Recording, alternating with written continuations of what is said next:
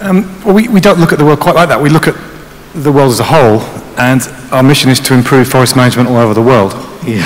So we have focus areas on particular areas, and tropics is a key part of that. So we're really working a lot at the moment, putting a lot of resources into the Amazon, but also into the Congo Basin. We've had a lot of success in the Congo Basin over the last 5 years. Now over 7 million hectares of certified forest, natural forest in the Congo. And now we're putting more and more attention on Southeast Asia, Indonesia, Malaysia, where we have had quite a weak impact relatively over the years. We have 2 million hectares of forest certified in Indonesia, about 500,000 hectares in Malaysia. So not that much really compared to what we could be doing. But I think the impact is not just from the certification itself. Ben Cascio talked about this yesterday, about the direct impacts and also the indirect impacts. So I think one thing that we've done, our mission is not actually to get the whole world 100% FSC certified. It's to improve forest management. And we're a tool that can be used to affect that change. But I think a lot of the impact from FSC has not actually been in the certified forest, but it's been in the wider industry and in the non-certified forests, where it's become the norm to talk about multi-stakeholder dialogue. If you're a forest manager, you now talk to NGOs, you talk to unions, you talk to indigenous peoples groups. And we were part of that change in that game over the last 20 years, where forest management is not just about forestry anymore, it's about getting stakeholders involved, getting all these different issues addressed. So I think the impact outside of the certified forest is just as important as the impact in the forest. So are there any peat forests in Indonesia where you have been working to control the damage which has already been done? FSC's activities in Indonesia you would like to throw light on for the benefit of the audience? Yeah, there's FSC certified peat forest in Sumatra. I think there's some in Kalimantan as well. And when you go there, one thing that's quite interesting is you go through a lot of palm oil to get there. Yeah, that's the conflict actually. Yeah, and then when you get, and the reason, part of the reason why that forest is still there is because there is a benefit to be gained from being sustainable and be able to sell your product with an FSC label at a higher price. So you can compete for that land. For a forest manager can compete on a price basis compared with palm oil. So there's kind of a trade-off there between the two different systems. Yeah. Daryl, I wanted to check with you, since you have been with WWF in the past, is there any points or any initiatives which WWF would have liked RSPO to take and have not been taken so far, which you want to pursue in the next few years? Wow. What have been the misses? Because we would have a big list of progress which RSPO has done, but what is it which it did not do in the last 10 years, was unable to do? We have been unable to transform markets in the last 10 years, and we are beginning to do so. So that's first off. What WWF or the stakeholders wants us to do, at best, we must ensure that their requests are recorded, are taken on board at a discussion table. That's our job. Our job is not to determine my job is not to determine how the standard should look like. It's membership-based organization, we manage it by consensus, and it's the members who determine how high or how low the bar of the standard is. It's the membership who decides what shape the standard takes. And I am the guy who tries to bring the right people to the right table, right time, the right place, and ensure that everybody has equal voice. And that's my job. So unfortunately, I cannot say where would I like to take this forward. I do take note that there has been calls for us to address certain key issues that the president of the RSPO mentioned during his the session on his paper on the PNC review progress. There are issues on ethical business, issues to covered on labor, issues to be covered on greenhouse gases, and some others. But these are all issues that are already brought on the table and are being debated vigorously. But there have been a lot of debate on greenhouse gas emissions, on labor.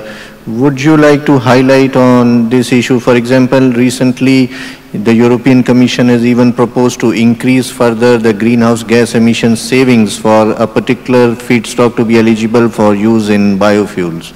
So this raising the bar, is it positive? Would the palm oil sector be able to achieve it? Would you need to fine-tune your standards further to bring them in line with the requirements of the consuming sector? First off, I try not to underestimate what humans can achieve. We sent man to the moon when we thought it was unachievable. No, but the proposals, from the point of view of proposals. Yeah, from the producers. So what I'm going to say is producers can achieve. Whether there's a cost, and I mean it's a cost benefit at the end of the day. And whose cost, whose benefit? So I think it can be achieved, but at what cost? And whose benefit? So it's a matter of will. Like Nick was saying, you know, you can't be half pregnant sometimes, all the time. So there has to be a commitment, and it has to be a commitment from the guy who demands and the guy who produces. But would you like to be more specific on this greenhouse gas emission issue? Well, it's on the radar of everyone, and yes, I think the European Union did come up with a statement about increasing the levels, and apart from that, I have no comment. I don't know much more than that, and I think for them, they are also trying to figure out how to make it work. Okay. And just to follow up on that, the other issue of labor and human rights, and this is already under the PNC review, but if you could elaborate on how it could be strengthened. Of course, it's still open for discussion, and it has been put on the website for public comment. So any strengthening or inclusion? Well, on the human rights aspects, you know, when we started thinking about the standards in 2005, we endorsed it, and then in 2007 we reviewed it after field trials. This issue of human rights, we thought we got it covered, but recent times this something called the Ruggie principle on human rights is becoming, there's a lot of uptake on that idea, on those principles, and we are trying now to see whether we can absorb all or some of these principles into our standards. So I think that's something that may feature in the standards. Absorption of this is possible. This is something you are looking at naturally. So yeah, and you know, sustainability is not at a standstill. As we know more, as science has given us more information, as there's more publicly available innovation out there, we have to change and accept these advances. Brad, in case of the standards for MSc, are these also the issues like labor and human rights, or do you also have similar standards on these subjects, or you are also facing the heat?